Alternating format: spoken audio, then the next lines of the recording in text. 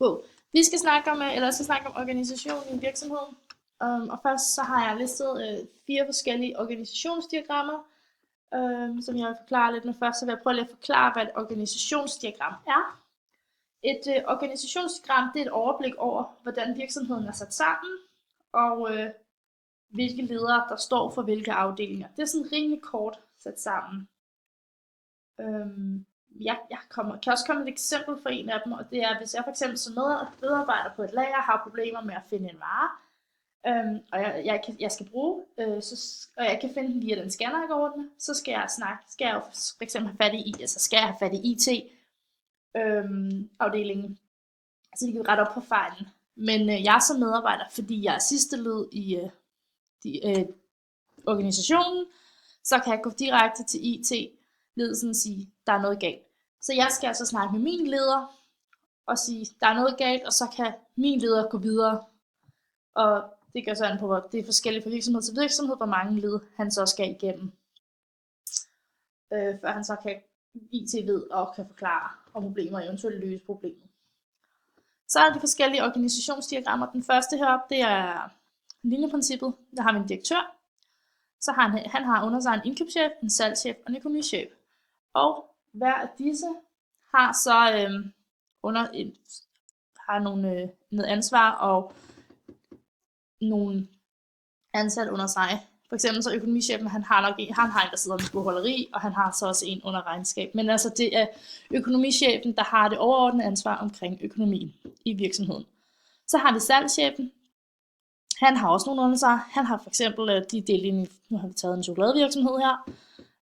Der har jeg lige lånt et diagram derfra. For eksempel sidder han måske en, der har med chokolade at gøre, og mixprodukter. Men altså, det er stadig salgschefen, der har det overordnede ansvar for, at det direktøren stiller ham, de bliver overholdt, altså de mål, der bliver sat. Så er der altså en indkøbschef. Han har under sig nogen, der sidder med indkøb, og han har nogen, der sidder med lager.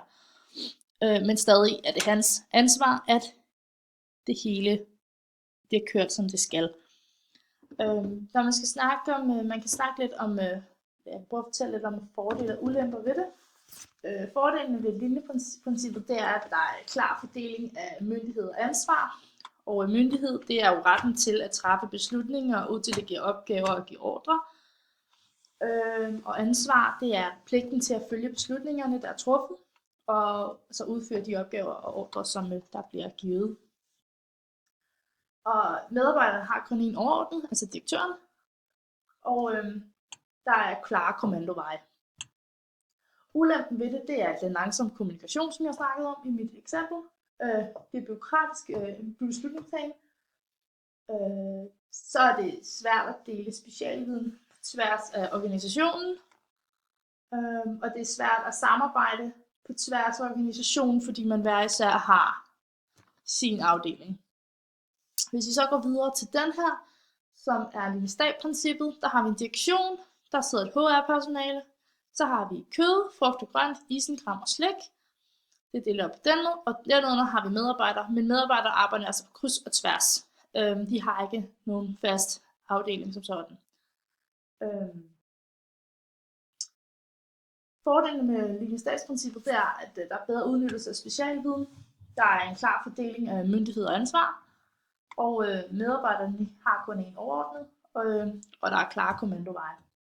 Ulemperne ved det er den langsomme kommunikation, den bureaukratiske beslutningstagen, det er svært at samarbejde på tværs af organisationen, og risiko for konflikter mellem stab og linjefunktion, den kan også være ret svær. Staben, den har ekspertviden, og HR, de foretager ansættelsesprocessen, men det er stadig direktionen, der har den endelige godkendelse, det vil sige, det er dem, der står til ansvar for, hvem det er, man vælger at ansætte i virksomheden. Så har vi det funktionelle princip. Der har vi en direktør, så har vi en indkøbschef, en salgschef og en økonomichef, og de arbejder lidt på tværs. Der er for eksempel en afdelingsleder for tøj, en afdelingsleder for grønt og en afdelingsleder for elektronik. Og de har altså flere overordnede. Fordelen ved funktionsprincippet, eller funktionelle princip, det er det bedre udnyttelse af specialviden. Der er hurtig kommunikation, fordi der er kommandovejen ikke er så lang. Og så er der lidt samarbejde på tværs af organisationen, som man kan se her. De arbejder sammen alle sammen. Ulemperne, det kan være uklar fordeling af myndighed og ansvar. Der er flere overordnede, som det kan give forvirring blandt det nederste led, altså det led, som er hernede efter den her. Og så kan der være risiko for konflikt mellem de forskellige funktioner.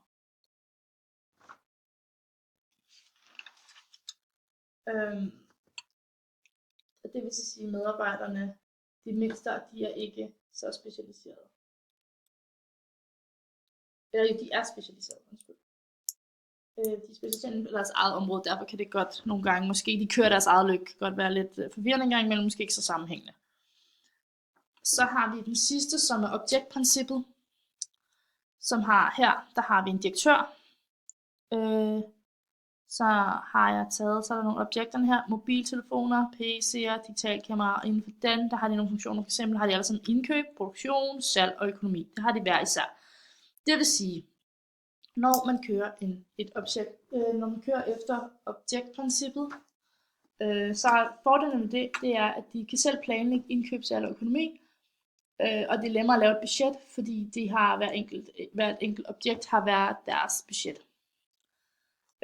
Problemet med det er dårlig udnyttelse af specialviden, og der er også dårlig udnyttelse af medarbejdere på inventar på tværs af organisationen. Og det med, at afdelingen kan have været deres kampagne, det kan give dårlig økonomi. Vi har jo selvfølgelig valgt Dagrofas virksomhed, Dagrofa som virksomhed, og deres virksomhedsprincip, det er funktionsprincippet. Dagrofa, de er en koncernvirksomhed, som består af moderselskabet, som er Norgesgruppen. Herunder så har de en del datterselskaber, som er inddelt under de 3 forskellige grupper. Vi har detail, grossist og food service. Og detail, hvor købmandshuset og Kiwi ligger. Under grossist, hvor Dagrofa Logistik ligger. Og til sidst der har vi food service, hvor Food Service Danmark ligger. Og det er et funktionsprincip, fordi det ligesom deler sig ind på hverdagsområde, de har speciale inden for det. Og her så har jeg tegnet et funktionsprincip, eller jeg har lavet et virksomhedsprincip, som de kører efter funktionsprincippet i Dagrofa, og jeg har tegnet det for virksomheden i Nykøbing. Og nu kan man så ikke lige se det, rigtig smart, men de har en varehuschef heroppe, og under ham ligger souschefen, og de har ikke nogen afdelingsledere, nogen af dem. Så de kører salgsassistent med ansvar. Så er der for eksempel en salgsassistent med ansvar for frugt, grøn og spiritus. Så kan der være en salgsassistent med ansvar for afdelingen for kød, køl og frost. Og en salgsassistent med ansvar for konserves for eksempel. Og så har de nedenunder der har de altså salgsassistenter uden ansvar. De sælger bare varer og betjener kunder og sætter varer op. Og så har vi sidste led, som er ungarbejdere, deltid og andre. Men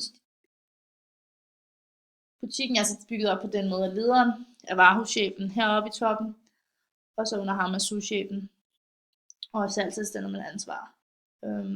Butikken det er en af de mindre, det vil sige, de har ikke afdelingsledere. Det vil sige, de her salgsassistenter med ansvar, de går ind og overtager rollen som afdelingsleder, som der måske ville være i et større varehus. Fordele og ulemper ved organisationsprincippet, som Dagrofa bruger, og de bruger funktionsprincippet. Medarbejderne har flere overordnede inden for hvert speciale. Så er fordelen ved, at medarbejderne har direkte adgang til de overordnede specialviden. Der er bedre udnyttelse af specialviden, hvilket er super vigtigt, hvis man skal køre en virksomhed, der er lidt mindre. En fordel er, at det får udnyttet det bedst muligt, hvis I kan ikke have en der er speciale for vin, køre over i kød. Måske lidt, men stadig princippet i det. Der er hurtig kommunikation. Det er let samarbejde på tværs af organisationen. Ulemperne ved den form for et organisationsdiagram, det er, at medarbejderne ikke risikerer at få modstridende ordre fra forskellige overordnede, altså dem uden ansvar. Så er der uklar fordeling af myndighed og ansvar, og der kan være risiko for konflikt mellem de forskellige funktioner.